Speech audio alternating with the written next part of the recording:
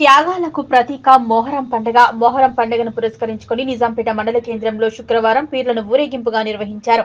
పీర్లను తిలకించేందుకు గ్రామ ప్రజలు తండోపతండాలుగా తరలివచ్చి ఊదు బెల్లం సమర్పించి మొక్కులు చెల్లించుకున్నారు. ఈ సందర్భంగా ముస్లిం మత పెద్దలు మాట్లాడుతూ కులాలకు అతీతంగా గ్రామంలో పీర్ల పండుగను ఘనంగా జరుపుకుంటామని, కులమతాలకు తేడా లేకుండా గ్రామంలోని మహిళలు, యువకులు దూలా ఆటలు ఆడుతారని, ప్రతి సంవత్సరం ఈ పండుగను ఘనంగా నిర్వహించుకుంటామన్నారు.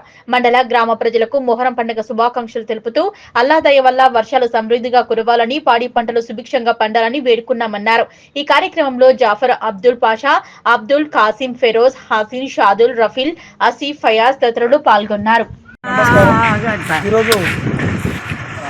నిన్న 9 రోజులు జరుపుకున్న తుది పేరు బీ ఫాతిమా. ఈరోజు రాత్రి మన గాంధీగడ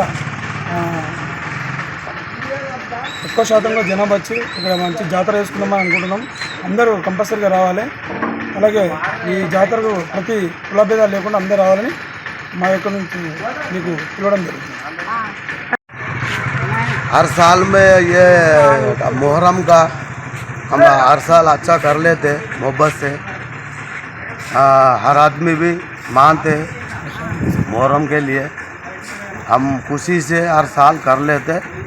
और आज 10वीं है, मेला शाम में होगा। सब लोग आके आशीर्वाद लेके जाने के लिए सोच रहे हैं।